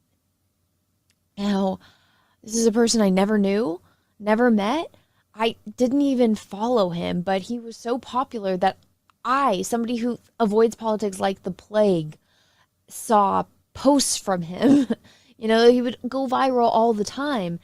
And I mean, if you disagree with someone on the internet, that doesn't mean they deserve to die. And the other day when I turned on my computer and I saw the first video, which was the close-up video, I saw someone sitting there having an open conversation with other human beings that do not agree with him. And he was just sitting there having a conversation, and the next thing you see is a bullet go through his neck and his blood squirt out like the sprinklers just started. And it was beyond appalling. And then the other angles came out, and now, of course, the videos have come out of the shooter, and he was the guy on the roof, that other old crazy guy who had bomb threats for some marathon that was taking place. There was a distraction, and it kept the police busy while the shooter was able to escape. And as I'm filming this right now, he is still at large. But the fact that I am talking about this just shows how bad things have gotten, because, I mean, I'm embarrassed to be a human when there's other humans going out there on TikTok being like, yay! Like, I can't even make the face because I'm so disgusted by this. Like, I can't smiling like that. Like, it disgusts me. There's people out there cheering like for glee, like they're a little kid that just went to Disneyland for the first time. They found out they're going to Disneyland, that they got to go meet Santa Claus. Like, that's how people are responding to another human being being murdered. And I have heard over and over again, well, he's racist, he's homophobic, he is a Nazi. And it's like, I am so sick and tired of people throwing out the word Nazi. Do you know who else has been called a Nazi? Me. I have been called a fat, white, misogynistic man baby that lives in my mother's basement. Do I look like a fat, misogynistic man baby? No. So as someone that has been called every single name under the freaking sun, when I see people throwing that out there at someone, not stating a single fact, they're not quoting him. If he said something so racist, something so appalling, like something so misogynistic, can you tell me what it was? I haven't seen a single person actually quote the dude. They're just repeating these buzzwords.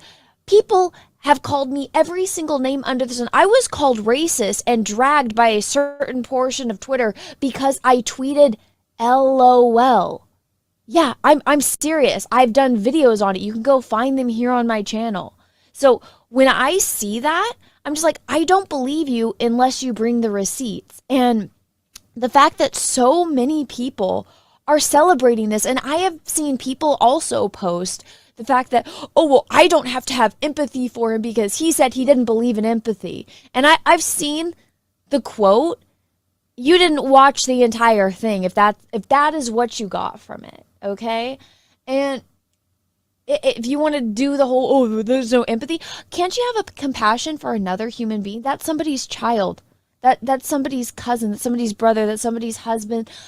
He's a parent. Maybe a little sympathy. I don't know, just an idea. I also saw the video where he's sitting there and he just finished doing a show and his little girl just runs into his arms. And I'm just like, oh my God, I just had a baby. So that stuff is probably hitting me harder than it would have in the past before I became a parent. But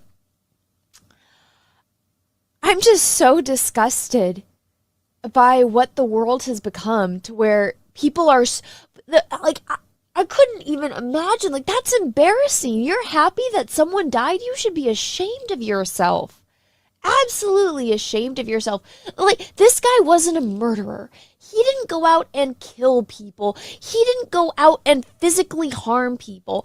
All this dude did was talk and sit there and have open debates with people. He didn't even charge them for it. He would just show up, set up his little booth, and set up some microphones and some cameras and just talk. And if you're embarrassed because he would win at these debates because he knew the statistics, then do a little bit of research and memorize some statistics before you go and face off someone like that.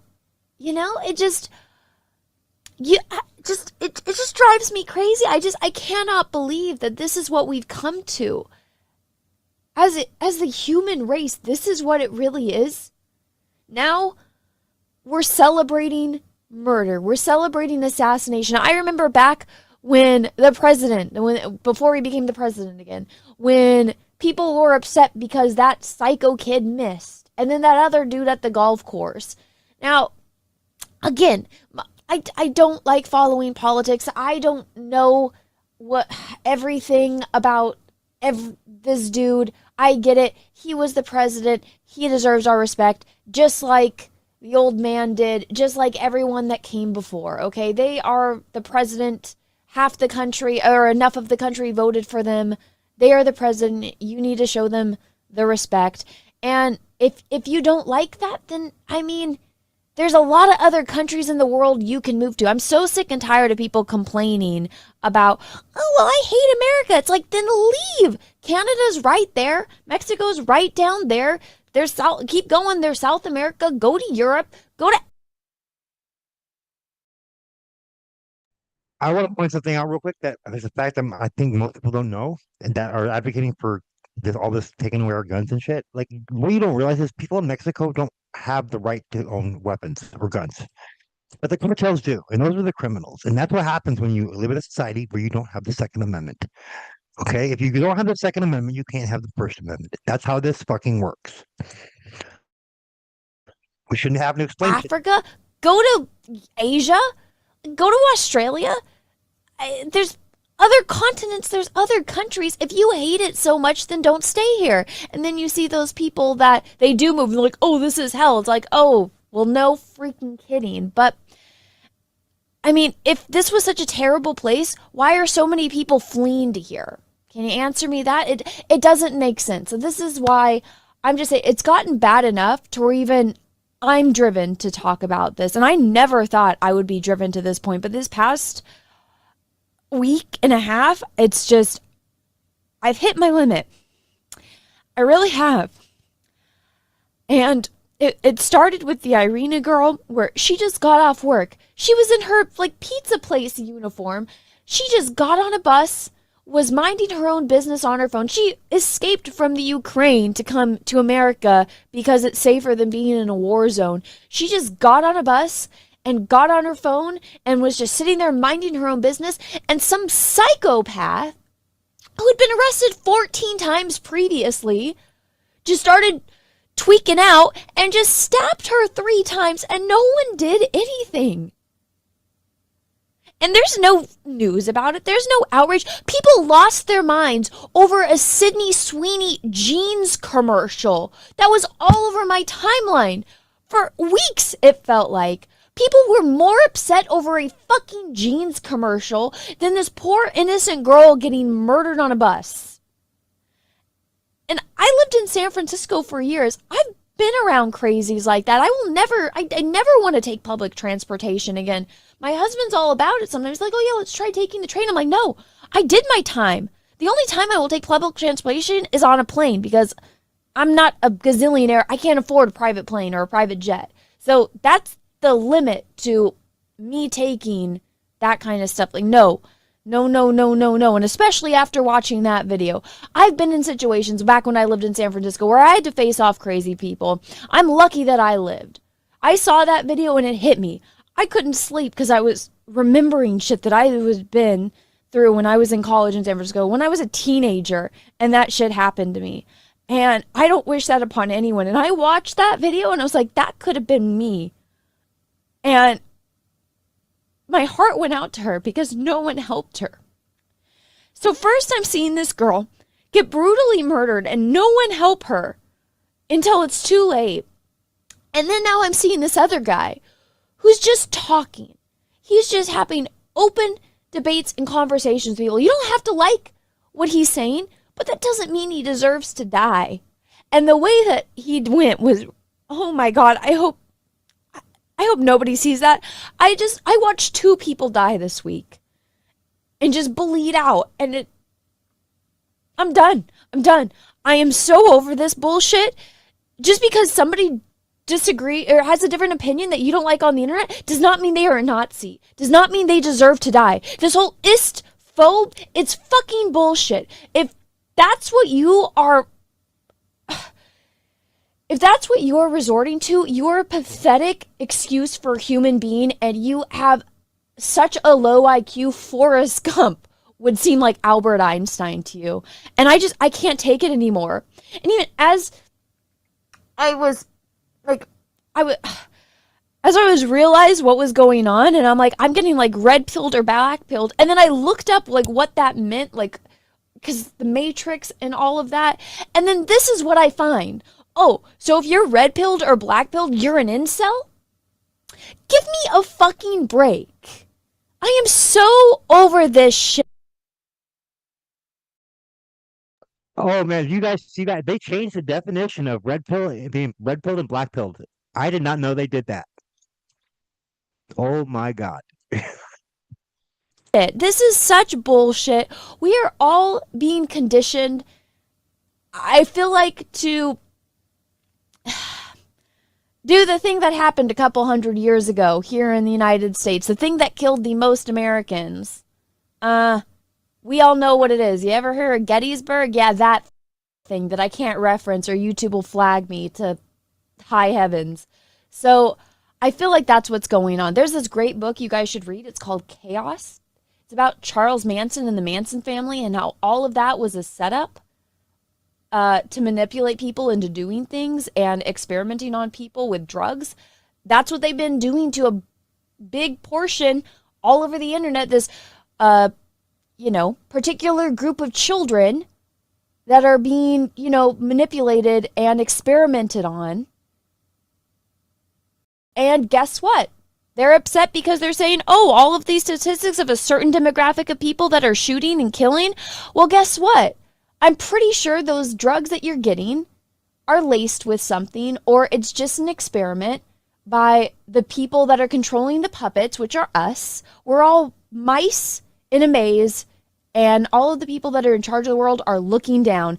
And all of the people that are so desensitized, so inhuman, they have become, that from everything that those people have done, and they're just sitting above and they're watching us all fight, and they are gearing us to this. The fact that so many people have now been conditioned to laugh at murder, to praise people being assassinated because they have a different opinion, this is fucking scary. Black pill, red pill, whatever the fuck it is, I'm awake, and I'm so sick and tired of this shit. I cannot fucking take it. This needs to stop, and the people doing this really need to be stopped, and they need to be freaking exposed. I never thought I would do this either, but I opened up my DMs on Twitter for anyone that had information on Charlie's assassin. And if anyone has information on anything else that I'm talking about, and you know what I'm talking about, please reach out and let me know. I'm so done. I'm so done with all of this. So if you were a political party that All right, so that's our show for tonight, folks. We're gonna have another one soon. We got some more details I want to, and some more stuff in articles we're probably gonna get into on that with the shooters are now identified partner, aka boyfriend, transitioning to male, what the fuck ever. You don't do that shit to fucking kids. That's wrong. I don't know where we gotten into our society where we have allowed this to be an acceptable fucking thing for children. That was a general unspoken fucking rule not that long ago when I was in high school, when I was a kid. You want to speak, Robin? I'm exhausted. I got a massive headache right now. I'm so mad. I'm so Yeah, freaking pissed off, and I'm I've so got a ashamed to little be a bit to fucking say. human being right now. I'm not where I am, but I'm not. I mean, I also feel like in the last several days, I've gotten I've also been, for the first time since 9/11, I felt like proud to be a freaking American again. That was the last time I can remember we are all unified and united under one cause. When they fucking gaslit us and fucking conned us then about that.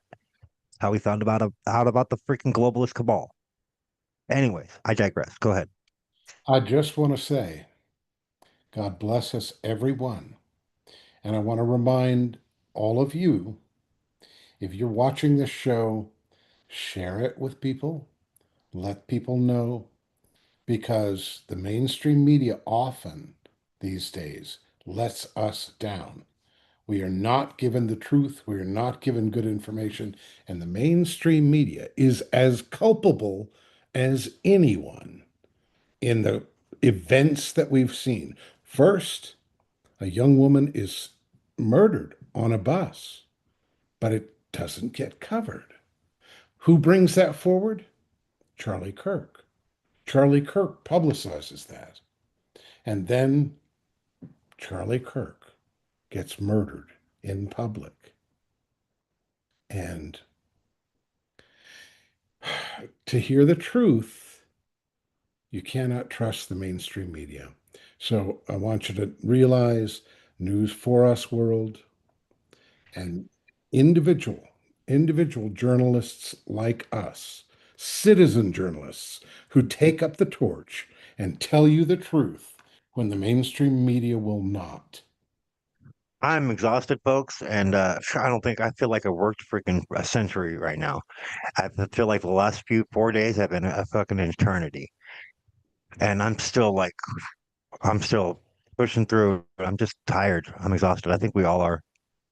But So I remember, want everybody to consider those words. Go ahead. those of us who are here are Media Now world and News4us world. And this is where you need to go when the mainstream media won't tell you the truth. And thank you for joining us. Spread the news. Thank you very much, folks. Good night.